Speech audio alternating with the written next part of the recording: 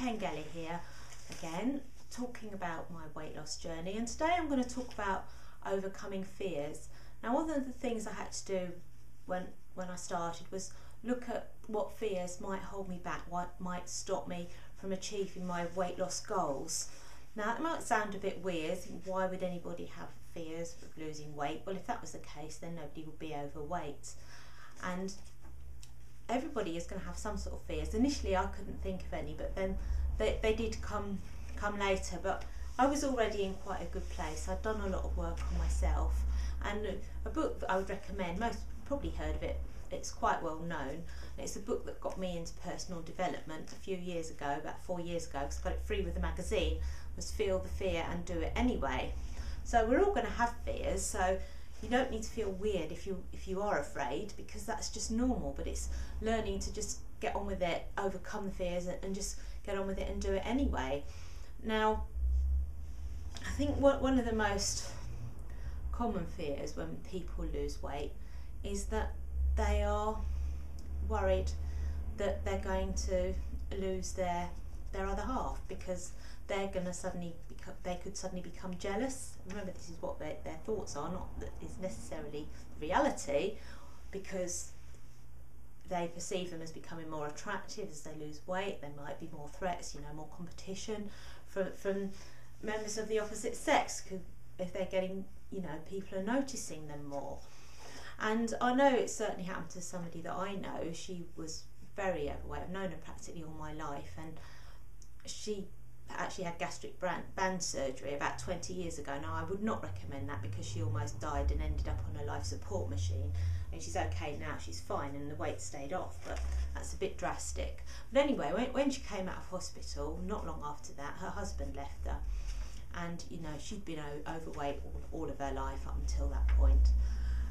Luckily, I've not been in that situation. I was only overweight for a couple of years, but so that for me wasn't an issue. Also, I was single anyway, but that was another thing that I know that was holding me back, was that I wanted a partner who was fit and healthy. So I realised, well, if I want to attract that sort of person into my life, then I've got to become fit and healthy myself, because we do attract, as they say, like attracts like.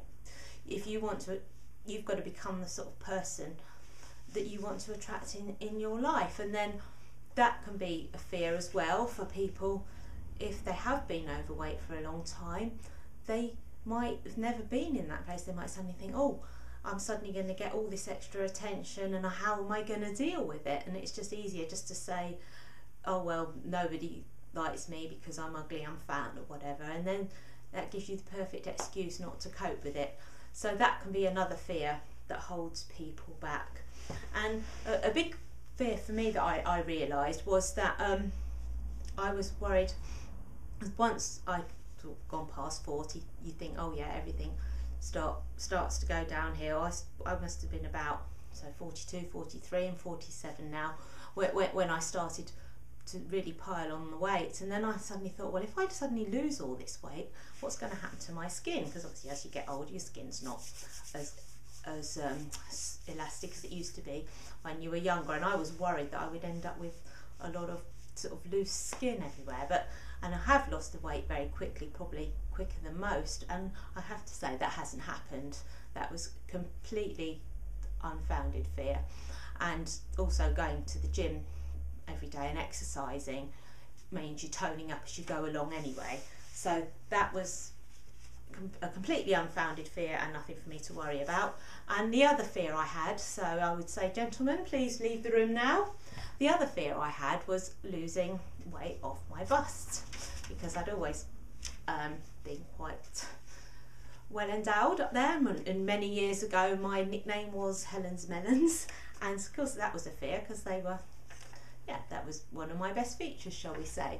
And yeah, so inevitably I have lost weight off there, but everything's in proportion, and I think compared to the health risks, from other areas, that's just a minor thing, and probably a vanity thing as well. So gentlemen, you may come back. So, and the other thing is that people are afraid that they might be considered selfish, because they've might be taking time out to go down the gym, which might cost something. They might have to spend more time preparing meals. I mean, for example, I try and get my children to eat the same as me, but they don't always want to. But then I just see, well, as long as they see that I'm eating healthily, they will learn that way.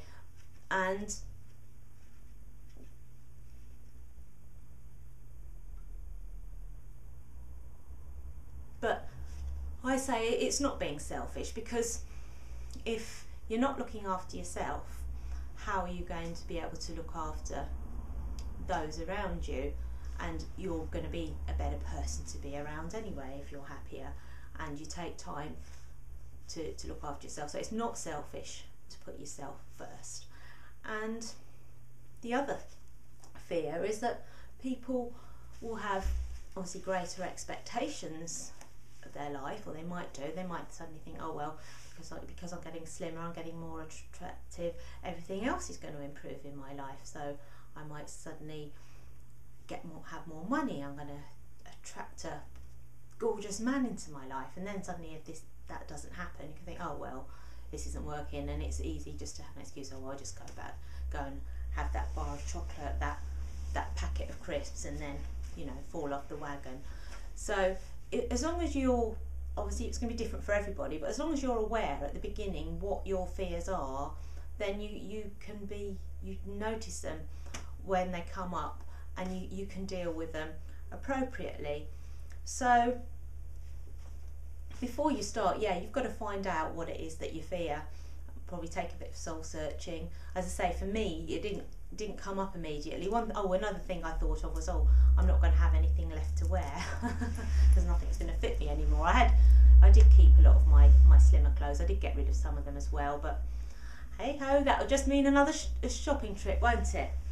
Anyway, I hope I've inspired you a bit more today, and if you do want to find out more, the link is in the box below, to the Bye Bye Baby Belly programme. It's 12 weeks, you get loads of support, loads of information, it's excellent value, and just click on the link to find out more, and thanks for watching.